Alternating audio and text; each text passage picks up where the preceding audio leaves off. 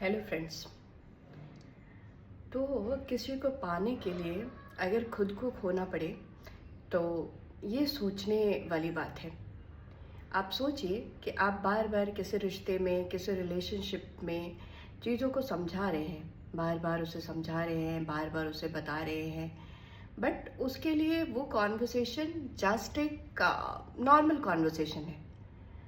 ही और she is not concentrating on topic. वो उस चीज़ को समझ ही नहीं रहे हैं। आप बार बार चीज़ों को समझा रहे हैं, आप दौड़ते जा रहे हैं, समय बीतता जा रहा है और एक समय ऐसा आएगा जब आपको लगेगा कि सब कुछ पीछे छूट गया। आप अंदर से 3 तरह के एग्जॉर्शन होते हैं: फिजिकल एग्जॉर्शन, मेंटल एग्जॉर्शन और इमोशनल एग्जॉर्शन। जब आप डेली काम से, चाहे ऑफिस का काम हो, घर का काम हो, उससे आप फिज़िकली एग्जॉस्टेड हो जाते हैं तो और बॉडी पेन करने लगती है तो आप एक दवाई ले लेते हैं, आप आराम करते हैं। दूसरा होता है मेंटल एग्जॉर्शन। जब आप ऑफिस के कामों से बहुत ज़्यादा एग्जॉस्टेड हो जाते हैं, बहुत ज़्यादा परेशान हो जाते हैं, आपका ऑफिस में बहुत हेक्टिक दिन गया, बॉस से कुछ किचकिच हो गई, तो वो होता है मेंटल एग्जॉर्शन। उसके लिए आप थोड़ा अपने नियर डियर से बात करते हैं तो आप थोड़ा बेटर फील करते हैं और रिलैक्स फील करते हैं। तीसरा होता है इमोशनल एग्जॉर्शन। ये सबसे ज़्यादा थका देने वाला और जिसके लिए आपको समझ ना आए कि क्या करना है।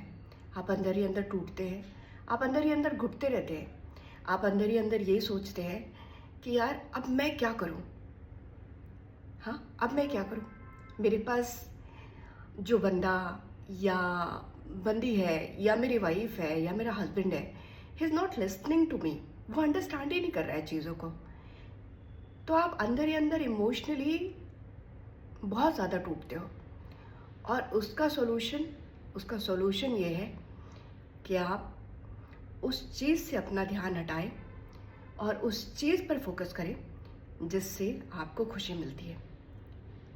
जो करने के बाद आपको आज नहीं, कल नहीं, परसों नहीं, कुछ टाइम के बाद आपको लगे कि मैंने कुछ तो अपनी लाइफ में प्रोडक्टिव किया है।